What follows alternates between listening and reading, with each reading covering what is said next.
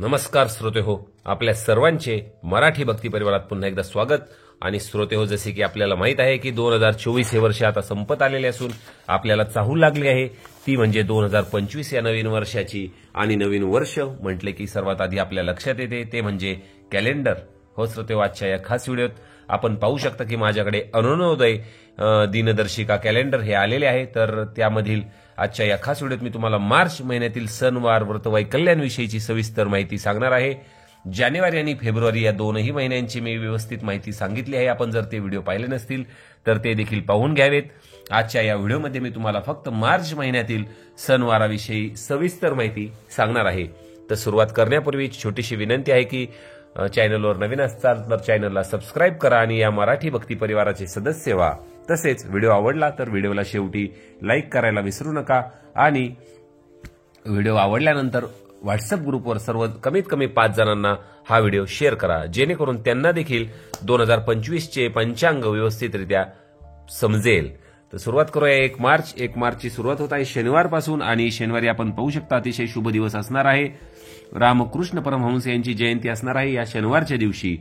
2 तारखेला आपण पाहू शकताय रमजान उपवास प्रारंभ होत असून 3 तारखेला आहे विनायक चतुर्थी सोमवारच्या दिवशी. त्यानंतर 4 तारखेचा दिवस जो असणार आहे तो शुभ दिवस असणार आहे. दग्ध योग आहेत. घबाड दुपारून 3:17 ते सायंकाळी 6:42 असणार आहे. 5 तारखेला हंसराज यात्रा असणार आहे बुधवारच्या दिवशी. 6 तारखेला होलाष्टक प्रारंभ होत आहे. भद्रा आहे सकाळी 10:52 ते रात्री 10:02 आपण पाहू शकताय. गुरुवारच्या दिवशी 7 तारखेला अगदी सामान्य दिवस असणार आहे. दादाजी कोंडदेव यांची पुण्यतिथी असणार आहे शुक्रवारच्या दिवशी.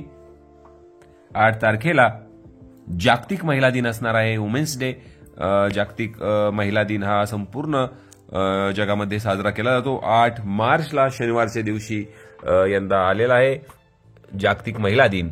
9 तारखेला आपण पाहू शकता चांगला दिवस आहे. सुवर्णप्राशन प्रारंभ होत आहे रात्री 11:56. 10 तारखेला आहे मार्च महिन्यातील पहिली एकादशी आमलकी एकादशी जी सोमवारी आलेली आहे. 11 तारखेला छत्रपती संभाजी महाराजांचा बलिदान दिन आहे मंगळवारच्या दिवशी. 12 तारखेला पाहू शकता यशवंतराव चव्हाण जन्मदिन आहे बुधवारच्या दिवशी.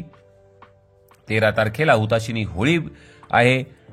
मार्च महिन्यातील सर्वात मोठा सण आहे होळी. 13 तारखेला यंदा गुरुवारच्या दिवशी आलेला आहे. 14 तारखेला धुलीवंदन असणार आहे शुक्रवारच्या दिवशी. त्यानंतर 15 तारखेला वसंतोत्सव आरंभ होत आहे शनिवारच्या दिवशी. 16 तारखेला संत तुकाराम महाराजांची महाराज बीज आहे. तसेच मल्हारराव होळकर यांची जयंती देखील असणार आहे. तुकाराम महाराजांचा बीजोत्सव देहू आळंदी येथे अगदी मोठ्या उत्साहात रविवारच्या दिवशी साजरा केला जाणार आहे. 17 तारखेला आहे संकष्ट चतुर्थी. चंद्रोदय जो आहे तो 9 वाजताच्या जवळपास असणार आहे. आणि 17 तारखेला सोमवारीच छत्रपती शिवाजी महाराजांची जयंती तिथीप्रमाणे असणार आहे. 18 तारखेला बुध पश्चिमास्त आहे. हर्षल वृषभमध्ये आहे. घबाड सायंकाळी 5:50 ते रात्री 10:08 असणार आहे. त्यानंतर 19 तारखेला आपण पाहू शकता अमृत सिद्धी योग प्रारंभ होत आहे रात्री 8:30 आणि या दिवशी आहे रंगपंचमी. हो श्रोते हो, बुधवारी रंगपंचमी ही आलेली आहे. त्यानंतर 20 तारखेला श्री एकनाथ षष्ठी असणार आहे गुरुवारच्या दिवशी. 21 तारखेला आपण पाहू शकता भद्रा समाप्त होणार आहे जो 20 तारखेला चालू झाला होता. 22 तारखेला कालाष्टमी असणार आहे. शुक्र पूर्वोदय असणार आहे शनिवारच्या दिवशी. जागतिक जलदिन देखील या दिवशी असणार आहे. पाणी वाचवा जीवन वाचवा असेच ब्रीद आहे त्यांचे. 23 तारखेला रविवारी आपण पाहू शकता अरुणोदय संस्थापक संतराम टिकार यांचा स्मृतिदिन असणार आहे. आपण जे कॅलेंडर वाचताय त्यांचे जे संस्थापक आहेत त्यांचा स्मृतिदिन आहे 23 तारखेला रविवारी. त्यानंतर 25 तारखेला मार्च महिन्यातील दुसरी एकादशी आहे पापमोचनी स्मार्त एकादशी मंगळवारच्या दिवशी. 26 तारखेला भागवत एकादशी असणार आहे बुधवारच्या दिवशी.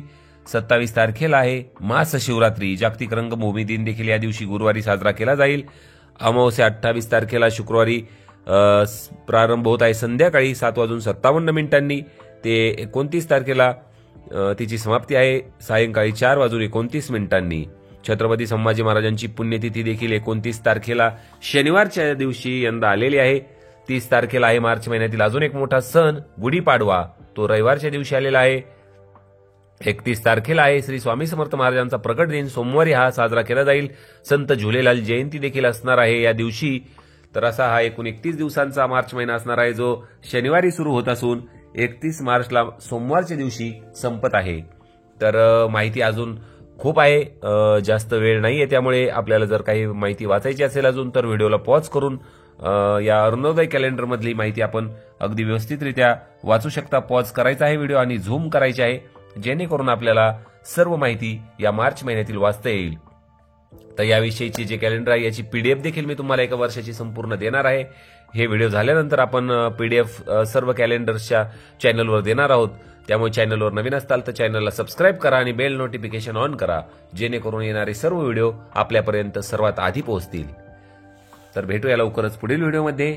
धन्यवाद.